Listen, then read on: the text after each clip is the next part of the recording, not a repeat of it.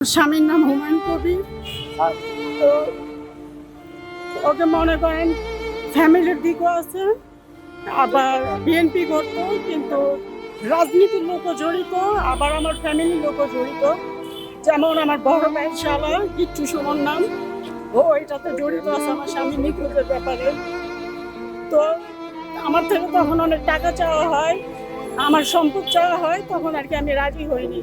ওরা আমাকে বলা হয়েছে তখন আমার স্বামীকে আর কখনো পাবো না, এটা কিচ্ছু সুমন যে ও আমাকে বলছে, আমার ভাইয়ের শালা। তো আমি এখন বলতেছি আপনাদের মাধ্যমে আমার যা আছে আমি সব দিয়ে দিব, শুধু আমার স্বামী সন্তানটাকে আমি সব দিয়ে দিব। আমাকে বলা হয়েছে টিভি নিচ্ছে 30 লাখ টাকা চাইছে আমার থেকে, টিভি 6 নাম্বার টিম।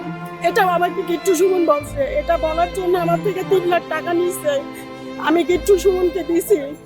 কিন্তু তারপরে আমাকে কোনো হদিশ দেয় নেই, বিভিন্নভাবে আমাকে হয়রানি করছে, আমাকে পিস্তল ঠেকানো হয়েছে, আমার মাথায় অনেক আঘাত করা হয়েছে হেলমেট দিয়ে। আমি অনেক মামলায় জড়াইছি, মামলায় যাতে না যাই তার জন্য আমাকে অনেক টর্চার করা হয়েছে। এই যে আমার বড় ছেলে, ওকে মনে করেন অনেকভাবে হুমকি দিছে, ওকে পুলিশ দিয়ে ধরাবে, রাস্তায় মারা ফেলবে। আমি অনেক অনেক হয়রানির কারণে পরে আমি চুপ হয়ে যাই, দেখি বলতেছে যে আমি আর কখনোই পাবো না।